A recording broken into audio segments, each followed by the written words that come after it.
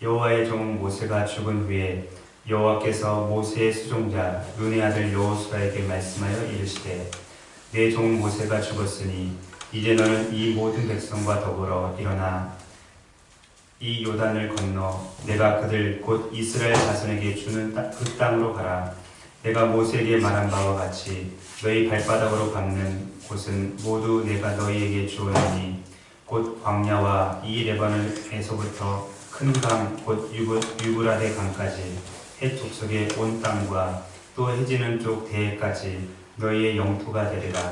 내 평생에 너를 능히 대적할 자가 없으리니 내가 모세와 함께 있었던 것 같이 너와 함께 있을 것임이니라. 내가 너를 떠나지 아니하며 버리지 아니하리니 강하고 담대하라. 너는 내가 그들의 조상에게 맹세하여 그들에게 주리라 한 땅을 이 백성에게 차지하게 하리라. 오직 강하고 극히 담대하여 나의 종 모세가 내게 명령한 그 율법을 다 지켜 행하고 우로나 좌로나 치우치지 말라. 그리하면 어디로 가든지 형통하리니 이 율법책을 내 입에서 떠나지 말게 하며 주야로 그것을 묵상하여 그 안에 기록된 대로 다 지켜 행하라. 그리하면 내 길이 평탄하게 될 것이며 내가 형통하리라. 내가 내게 명령한 것이 아니냐. 강하고 담대하라. 두려워하지 말고 놀라지 말라. 내가 어디로 가든지 내 하나님 여호와가 너와 함께 하느니라 하시니라. 아멘. 지난주 수요일에 저희 모 교회인 은평교회에 담임 목사님 이침식이 있었습니다. 그래서 거기 다녀왔는데 1980년도에 서울 길동에 은평교회를 개척하고 38년 동안 한 교회만을 섬겨오셨던 장상래 목사님께서 담임 목사 은퇴식을 가졌습니다. 또 동시에 청년 때부터 신학교를 졸업하고 은평교회에서 전도사, 강도사 그리고 목사를 거쳐서 후임 목사가 된 박지원 목사님의 취임식이 있었습니다. 담임 목사님직을 은퇴하는 목사님을 보면서 나도 장상래 목사님처럼 은퇴를 잘했으면 좋겠다라는 생각을 해봤습니다. 그리고 새롭게 취임하는 박지원 목사님을 보면서 왠지 모르게 마음에 짠한 그런 마음이 들었습니다. 그리고 드는 생각이 바로 본문의 말씀인 모세의 후계자로 선택을 받고 약 200만 명이라는 엄청난 사람들을 이스라엘 백성들을 약속의 땅 가나안까지 이끌고 가야 될 이 여호수아가 생각이 났습니다. 그러면서 마음속으로 기도가 저절로 나왔습니다. 하나님, 박지원 목사님을 불쌍히 여겨 주옵소서. 저 작은 어깨에 은평교회와 수많은 성도들을 짊어지고 가야 하는데 여호수아와 함께 하셨던 하나님께서 박지원 목사님과 함께 해주셔서 능히 감당할 수 있도록 도와주옵소서. 또한 장상래 목사님에게 주셨던 영성과 지도력을 갑절로 더하여 주옵소서라는 그런 기도가 나왔습니다. 그러면서 오늘 설교를 여호수아에 관한 설교를 하면 좋겠다라는 생각을 해봤고 형통한 사람 여호수아라는 제목으로 제목을 잡아봤습니다. 이제 먼저 본문의 주인공이자 모세의 후계자인 여호수아에 대해서 먼저 알아보도록 하겠습니다. 나라와 시대와 문화를 초월해서 어떤 뛰어난 인물이 등장하고 그 뒤를 잇는 후계자들은 그 선임자들보다 아무리 잘해도 부족하게 느껴지고 그리고 없어 보이는 것이 사실입니다. 모세 역시 둘째가라면 서러울 정도로 이스라엘 역사상 가장 위대한 지도자였습니다. 하나님의 섭리와 계획 가운데 모세는 태어난 지 석 달 만에 바로 왕의 딸에 의해서 나일강에서 건짐을 받게 되었습니다. 그리고 40년 동안 왕궁에서 다른 왕자들과 함께 당시의 애굽의 최고 학문과 무술을 익혔습니다. 그리고부터 시간이 많이 흘렀고 40년 후에는 노예로 고통당하고 있던 이스라엘 백성들을 애굽에서 탈출시켰던 아주 위대한 지도자였습니다. 뿐만 아니라 신의 산에서 하나님께로부터 직접 율법을 수여받았고 친구와 이야기하는 것 같이 하나님을 직접 대면했던 사람이 모세이기도 합니다. 이 세상에 어떤 사람이 과연 하나님과 직접 얼굴과 얼굴을 맞대는 그러한 대면을 할 수 있겠습니까? 오직 모세만이 그렇게 할 수 있었던 것입니다. 성경에 이렇게 기록을 합니다. 그 후에는 이스라엘에 모세와 같은 선지자가 일어나지 못하였나니 모세는 여호와께서 대면하여 아시던 자요 여호와께서 그를 애굽 땅에 보내사 바로와 그의 모든 신하와 그의 온 땅의 모든 이적과 기사와 모든 큰 권능과 위엄을 행하게 하시매 온 이스라엘의 목전에서 그것을 행한 자이더라. 성경에 분명히 모세와 같은 선지자가 일어나지 못했다라고 그렇게 기록을 합니다. 그리고 많은 시간이 흘러서 예수님께서 한 산에 올라가셔서 변형된 모습으로 두 사람과 이야기를 하는 장면이 기록이 되어 있습니다. 그 모습을 제자들이 보게 되었는데 그때 나타났던 두 사람들 중에 한 사람은 엘리야였고 또 한 사람은 모세였던 것입니다. 그리고 예수님께서 십자가에 못 박혀 돌아가신 후에 많은 제자들이 시리와 절망에 빠져서 각각 흩어져 숨어서 지냈습니다. 그 중에 두 제자가 자신의 고향인 엠마오로 내려가는데 부활하신 예수님께서 나타나셔서 그들에게 이렇게 말씀하십니다. 모세와 모든 선지자들의 글로 시작하여 모든 성경에 쓴 바 자기에 관한 것을 자세히 설명하시니라. 예수님께서 모세와 모든 선지자들을 시작을 해서 성경에 대해서 자기에 대해서 가르쳐 주었다라고 말씀하십니다. 이처럼 모세는 이스라엘 역사에 있어서 가장 위대한 지도자였음이 틀림이 없습니다. 모세에 대해서 더 많이 이야기를 할 수 있지만 오늘의 주인공은 모세가 아니라 여호수아이기 때문에 모세에 대해서는 이 정도만 하도록 하겠습니다. 저는 모세를 골리앗에 비교를 하고 싶습니다. 그리고 여호수아를 다윗에 비교를 하고 싶습니다. 물론 나쁜 의미에서 골리앗과 다윗의 비교를 한 것이 아닙니다. 당시의 지도력과 유명세와 외적인 모습에서 마치 모세는 골리앗과 같던 사람입니다. 반면에 여호수아는 소년 다윗과 같은 아주 연약한 사람이었다는 것입니다. 미국의 한 목사님께서 이렇게 이야기를 했습니다. 아브라함 링컨 다음 대통령을 누가 기억하는가? 윈스턴 처칠의 뒤를 이은 수상이 누구인가? 이와 같은 범주에 속하는 것으로서 후계자들은 흔히 선대의 인물로 말미암아 의미가 부각되지 못한다.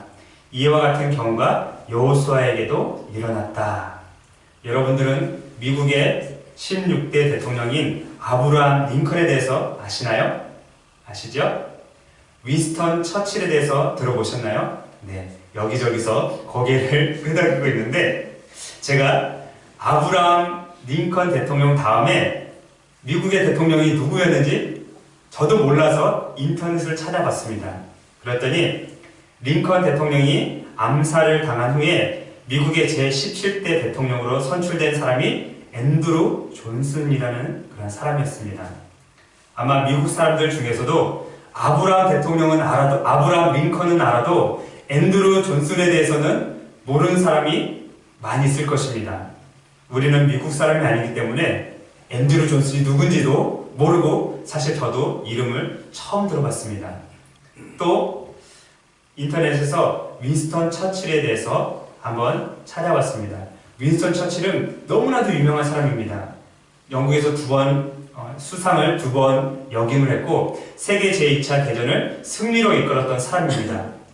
그런데 그 뒤에 이어서 수상을 했던 사람은 아무도 모릅니다. 물론 영국 사람들은 알고 있겠죠. 그러나 대한민국 사람들은 아무도 모릅니다. 그래서 제가 인터넷을 찾아봤더니 로버트 앤서니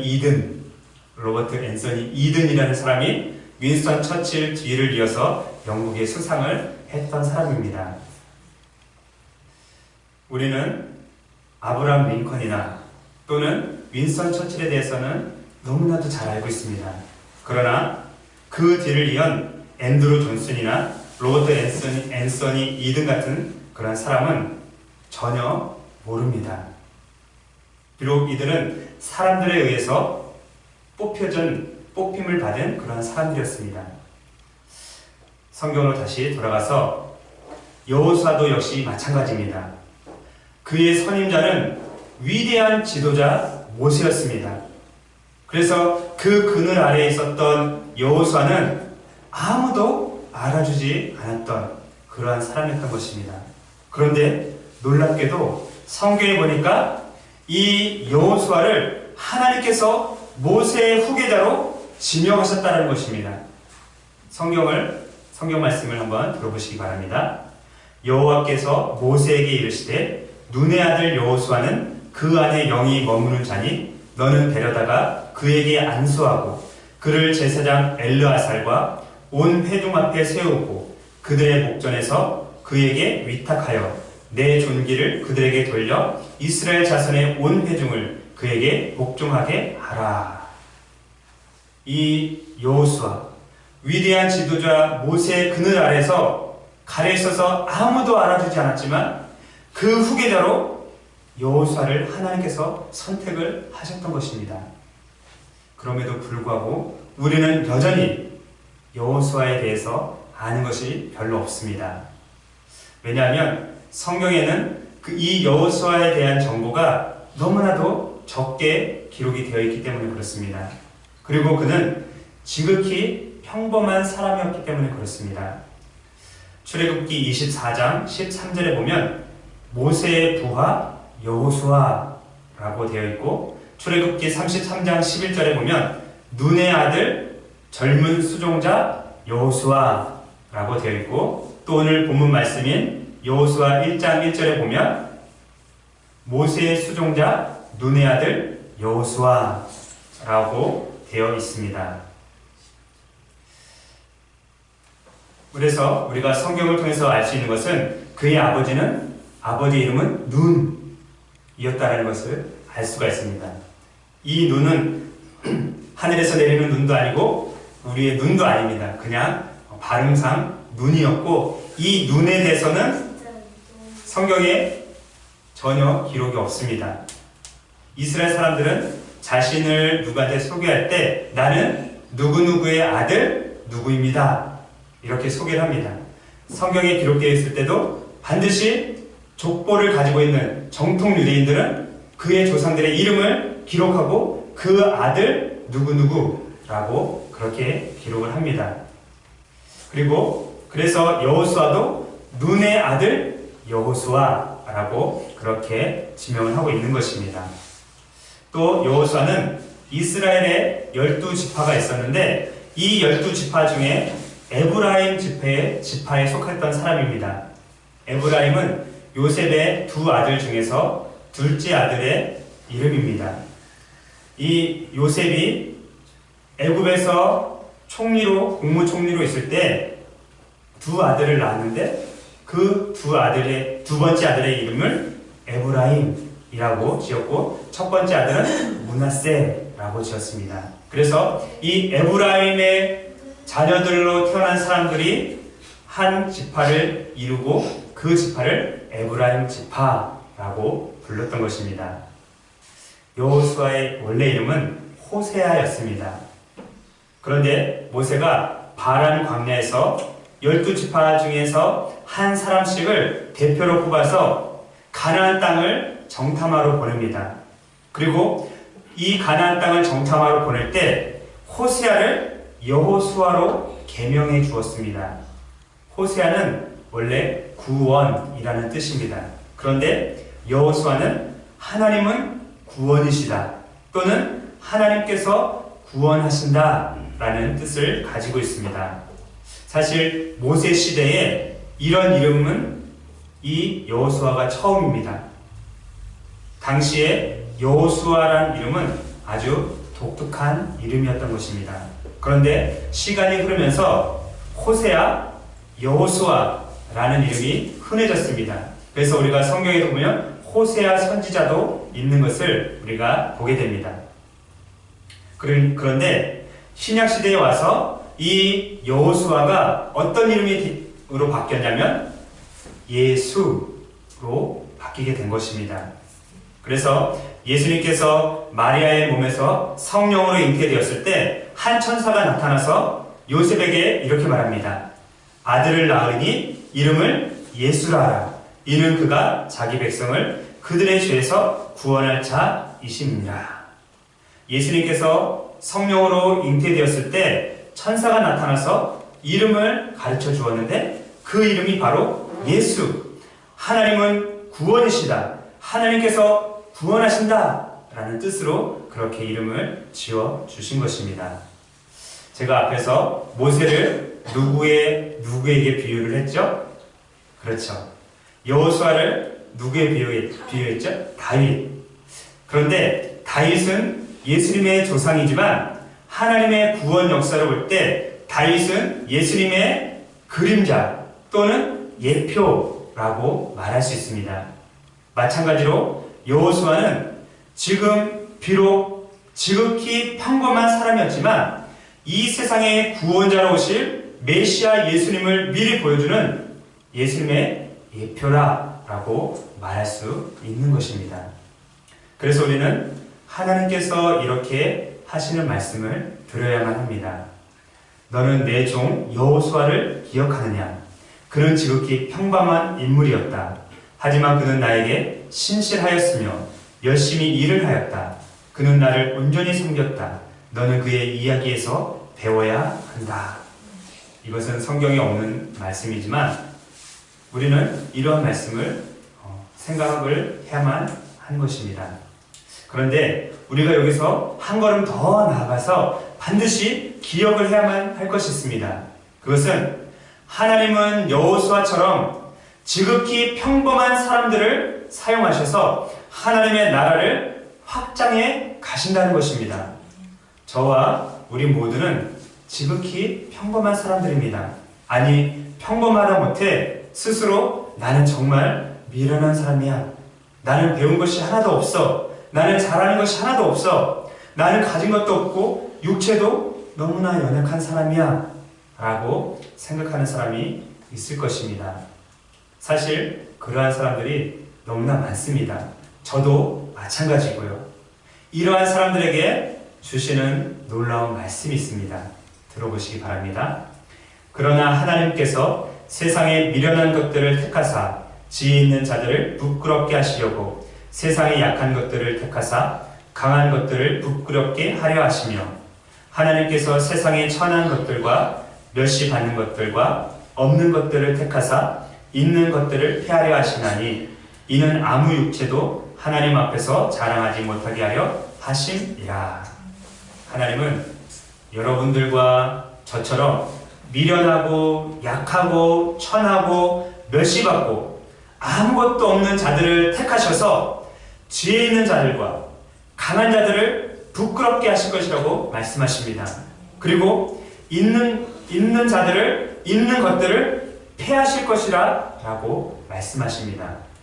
때문에 나는 정말 미련하고 배운 것이 하나도 없고 잘하는 것도 하나도 없고 가진 것도 하나도 없고 너무 연약한 사람이다 라는 생각을 버리시기 바랍니다. 우리와 같은 사람들을 통해서 하나님께서 하나님의 나라를 확장시켜가고 있기 때문에 그렇다는 것입니다. 이제 위대한 지도자였던 모세는 이스라엘 백성 곁을 떠나고 없습니다. 모세는 여리고 맞은편 곧 비스가 산 꼭대기에서 반대편 가나안 땅을 한번 쭉 둘러보고 하나님께서 너는 그리로 건너가지 못하리라 라는 말씀에 의해서 모압 땅에서 죽음을 맞이하고 말았습니다. 그리고 이제는 그 뒤를 이어서 모세의 수종자였고 지극히 평범한 사람이었던 여호수아가 바통을 이어가게 된 것입니다. 앞에서 살펴본 대로 하나님께서 여호수아를 모세의 후계자로 이미 지명하셨습니다. 그리고 죽기 전에 모세에게 여호수아에게 안수하라고 말씀을 하셨습니다. 그래서 모세의 안수를 받은 여호수아는 그에게 지혜의 영이신 성령께서 충만하게 임하게 된 것을 우리는 성경을 통해서 보게 됩니다. 그리고 이스라엘 백성들은 여호수아의 말에 순종을 하게 되었습니다. 하지만 그럼에도 불구하고 여전히 여호수아는 무엇을 어떻게 해야 될지 두려움과 공포에 사로잡혀 있었던 것입니다. 200만 명이 넘는 이 이스라엘 백성들을 이끌고 가나안 땅까지 들어가야 될 것이 막막하고 앞이 캄캄했던 것입니다. 밤맛도 없었습니다. 밤마다 잠을 설치면서 모세가 죽은 것이 사실이 아니라 그저 꿈이기를 바랬습니다. 하지만 잠에서 깨면 그것이 꿈이 아니라 현실이라는 것을 또 깨닫게 되었습니다. 은평교회 담임목사 이침식에서 후임 박정 목사님께서 담임목사 인사말을 했는데 그 중에 이런 말을 했습니다. 장성래 목사님께서 주민등록증에 아직 3년이라 더 남아있는데 주민등록증에 기록된 나이대로 3년만 더 하셨으면 좋겠습니다. 라고 그렇게 말을 했습니다. 여호수아도 아마 동일한 마음일 것입니다. 나의 주인 모세께서 죽지 않고 이스라엘 백성들을 가나안 땅까지만 인도해 드렸으면 얼마나 좋을까라는 생각을 했을 것입니다. 하지만 더 이상 모세는 이 세상에 존재하지 않았습니다. 때문에 여호수아는 자신의 작은 어깨에 마치 온 우주를 짊어지고 있는 듯한 무게를 느꼈을 것입니다. 그 사실을 너무나도 잘 알고 있었던 하나님께서 여호수아에게 나타나셔서 무려 3번에 걸쳐서 강하고 담대하라 라고 그렇게 말씀하셨습니다. 먼저 6절 상반절을 보시기 바랍니다. 제가 읽겠습니다. 강하고 담대하라. 이번에는 7절 상반절입니다. 오직 강하고 극히 담대하여. 마지막 9절 상반절입니다. 내가 내게 명령한 것이 아니냐. 강하고 담대하라. 두려워하지 말며 놀라지 말라. 이 강하고 두려워하라는 말씀을 읽을 때 마치 음악을 연주할 때 점점점 세게라는 그러한 악보의 표현인데 크레센도라는 표현이 있습니다.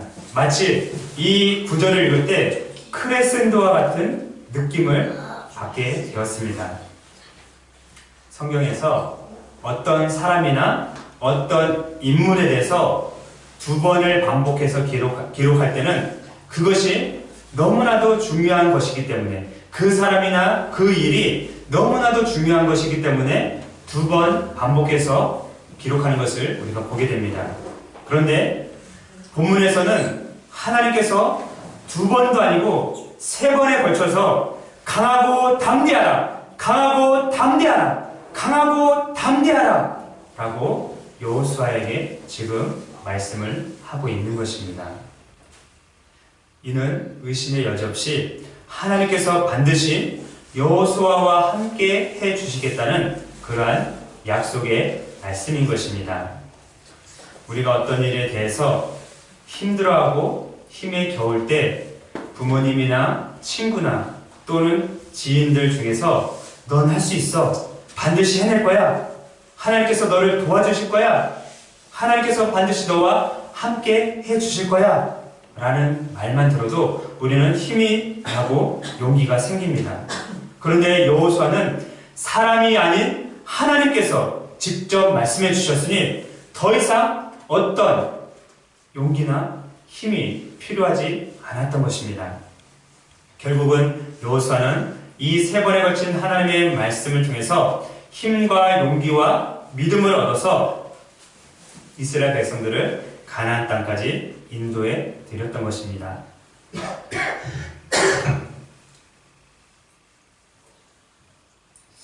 약속에 신실하신 하나님은 여호수아에게만 그렇게 말씀하신 것이 아니라 오늘 우리에게도 강하고 담대하라 라고 말씀하십니다. 우리는 한 치 앞도 내다볼 수 없고 미래에 대해서 어떠한 예측도 할 수 없는 그러한 불안전한 사람들입니다. 그래서 염려와 근심과 걱정에 사로잡힐 때가 너무나도 많습니다. 그러한 우리들에게 하나님께서 아들아, 딸아, 너는 마음을 강하게 하고 담대히 하라. 오직 강하고 극히 담대히 하라. 내가 명령한다. 강하고 담대하라. 두려워하지 말며 놀라지 말라. 내가 어디로 가든지 너와 함께 하겠다. 나는 너의 하나님이 될 것이다. 라고 그렇게 말씀을 하십니다.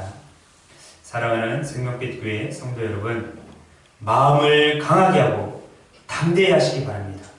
두려워하지 말고 놀라지 마시기 바랍니다. 이것은 권면이 아니라 명령입니다. 명령은 하기 싫으면 하고, 하기 싫으면 하지 않고, 하고 싶으면 해도 되는 것이 아니라 하기 싫어도 해야 되는 것이 명령입니다. 하나님께서 우리에게 강하고 담대하라고 명령하셨습니다.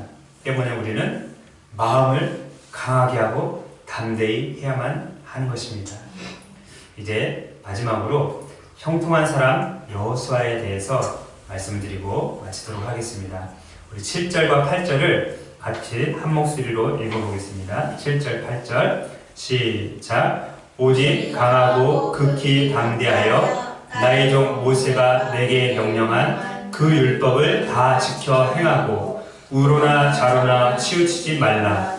그리하면 어디로 가든지 형통하리니 이 율법책을 내 입에서 떠나지 말게 하며 주야로 그것을 묵상하여 그 안에 기록된 대로 다 지켜 행하라. 그리하면 내 길이 평탄하게 될 것이며 내가 형통하리라. 아멘. 하나님께서 여호수아에게 강하고 담대하라 라고 말씀을 하신 후에 모세를 통해서 전해준 율법책, 그 책을 주야로 묵상하면서 그 안에 기록된 대로 다 지켜 행하면 반드시 형통하게 될 것이다 라고 말씀을 하셨습니다. 여기서 형통하다 라는 말은 잘되고 번영하다 라는 뜻입니다. 우리는 이 구절을 통해서 모세가 기록했던 율법책이 이미 존재하고 있었다는 것을 우리는 알게 됩니다. 그래서 프란시스 셰퍼라는 목사님께서 이렇게 말을 했습니다. 여호수아는 오경의 저자인 모세를 개인적으로 알고 있었다. 여호수아는 한 인간 모세의 힘과 연약함을 알고 있었다. 그는 죄인이었던 모세를 알았으며 모세가 실수를 범하기도 하고 사람에 불과하다는 것도 알았다. 그럼에도 불구하고 모세가 죽은 다음 즉시 오경을 모세의 저술 이상의 것으로 받아들였다. 그는 그것을 하나님의 말씀으로 받아들였던 것이다. 여호수아는 모세의 수종자, 곧 모세의 종으로서 젊었을 때부터 모세와 함께 늘 동행을 했던 사람이었습니다. 모세가 시내산에 하나님의 말씀인 율법을 받으러 올라갈 때 여호수아도 동행을 했습니다. 그리고 산에서 내려왔을 때 이스라엘 백성들이 황금 송아지를 만들어 놓고 이것이 하나님이라고 하면서 우상을 섬겼을 때 모세가 분노가 머리끝까지 치밀어 올라서 하나님께 받았던 율법 10계명 돌판을 집어 던졌습니다. 그때에도 여호수아는 그 옆에서 지켜보았습니다. 그리고 모세가 하나님께서 사람과 대화하는 것처럼 모세와 대화하는 모습을 여호수아는 들었고 지켜봤습니다. 그는 언제나 모세와 함께 동행했기 때문에 모세의 인간적인 장단점 그리고 연약함과 실수까지도 그 누구보다 더 잘 알고 있었던 것입니다. 그러나 모세가 하나님과 대면한 후에 직접 기록한 율법책을 하나님의 말씀으로 받아들였던 것입니다. 그래서 하나님께서 여호수아에게 나의 종 모세가 내게 명령한 율법책을 주야로 묵상하면서 그 안에 기록한 대로 다 지켜 행하면 반드시 형통하게 될 것이다 라고 말씀하셨습니다. 시편 1편에 이렇게 기록을 하고 있습니다. 1절부터 3절까지만 제가 읽어보겠습니다. 복 있는 사람은 악인들의 꾀를 따르지 아니하며 죄인들의 길에 서지 아니하며 오만한 자들의 자리에 앉지 아니하고 오직 여호와의 율법을 즐거워하여 그의 율법을 주야로 묵상하는도다. 그는 시냇가에 심은 나무가 철을 따라 열매를 맺으며 그 잎사귀가 마르지 아니함 같으니 그가 하는 모든 일이 다 형통하리로다. 아멘. 이처럼 시편 기자는 형통한 사람을 복 있는 사람, 또 의인이다 라고 그렇게 말을 했습니다. 여호수아는 형통한 사람이었습니다. 그는 복 있는 사람이었고 의인이었습니다. 왜냐하면 그는 언제나 하나님께서 모세를 통해서 주셨던 율법책을 옆에 끼고 아침 저녁으로 읽으면서 그리고 자신의 입에서 떠나지 않도록 묵상하고 그 가운데 순종하면서 살았기 때문에 결국은 형통한 사람이 된 것입니다. 오늘 우리도 마찬가지입니다. 형통한 사람이 될 수 있는 방법은 세 가지입니다. 첫 번째는 하나님의 말씀을 읽는 것입니다. 우리가 하나님의 말씀을 읽고 또 읽을 때 우리는 형통한 사람이 될 수 있습니다. 우리 사모님이 최근에 몇 년 사이에 성경을 무려 6독이나 했다고 하는데 한 번 읽을 때, 두 번 읽을 때, 세 번 읽을 때 그 다가오는 감동과 느낌 그리고 깨닫게 되는 것이 틀릴 것입니다. 중요한 것은 몇 번 읽는 것이 아니라 하나님의 말씀을 계속해서 아침 저녁으로 읽는 것입니다. 두 번째는 하나님의 말씀을 묵상하는 것입니다. 묵상은 하나님의 말씀을 깊이 생각하고 거기서 숨은 의미를 끌어내는 것입니다. 요즘 말로 바꾸면 큐티라고 할 수 있을 것입니다. 하지만 오늘날의 많은 그리스도인들은 묵상하는 것을 너무나 어려워합니다. 왜냐하면 우리는 빨리빨리 문화가 너무나 많이 퍼져있기 때문에 진득하게 앉아서 하나님의 말씀을 깊이 생각하고 거기서 숨은 의미를 끌어내기가 여간 쉽지 않습니다. 그래서 다른 사람이 묵상해 놓은 책을 보면서 한두 번 읽고 마치 내가 묵상한 것처럼 생각하거나 말을 하는 경우가 많이 있는데 묵상하기에 가장 좋은 방법은 앞에서 말한 것처럼 읽고 또 읽고 또 읽는 겁니다.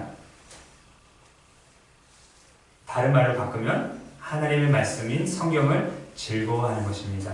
즐거워하는 사람이 읽고 또 읽게 됩니다. 예를 들면 어떤 남자가 사랑하는 애인으로부터 연애 편지를 한 장 받았습니다. 그 연애 편지를 받았던 남자가 그 편지를 읽는 것이 너무나 즐겁고 행복합니다. 그래서 한자 한자 토시 하나 놓치지 않고 읽고 또 읽고 또 읽습니다. 그래서 결국에는 안 보고도 첫 문장부터 마지막 문장까지 무슨 내용인지 다 알고 있습니다. 그리고 그것을 또 생각하고 또 생각하고 또 생각합니다. 그것이 바로 묵상이 되는 것입니다. 마찬가지로 형통한 사람이 될 수 있는 두 번째 방법은 하나님 말씀을 즐거워하고 계속해서 묵상을 하는 겁니다. 이제 마지막 세 번째 방법은 하나님의 말씀에 순종하는 것입니다. 우리가 아무리 하나님 말씀을 많이 읽고 또 공부하고 묵상하고 알고 있다고 해도 순종하지 않으면 그것은 도루 묵입니다. 그래서 가장 중요한 것은 순종에 있는 것입니다. 성경에 보면 순종이 제사보다 낫다라고 기록을 합니다. 성경을 읽다가 하나님 말씀에 무엇을 하라 그러면 그냥 하면 되고 무엇을 하지 말아라 그러면 그냥 안 하면 됩니다. 어쩌면 순종과 불순종은 종이 한 장 차이일 것입니다. 그냥 순종하면 쉽지만 내 생각이 들어가고 내 뜻이 들어가고 내 의지가 들어가면 정말로 순종하기가 쉽지가 않습니다. 때문에 우리는 하나님 말씀을 액면 그대로 믿고 순종을 해야만 합니다. 그리할 때 잘되고 번영하고 형통한 복을 받게 되는 것입니다. 이제 말씀을 맺겠습니다. 하나님 말씀을 읽고 또 하나님 말씀을 즐거워해서 아침 저녁으로 묵상하고 그리고 하나님 말씀에 순종할 때 우리는 여호수아처럼 형통한 사람이 될 줄 믿습니다. 이러한 은혜가 저와 여러분 모두에게 있기를 간절히 바라겠습니다. 기도하겠습니다.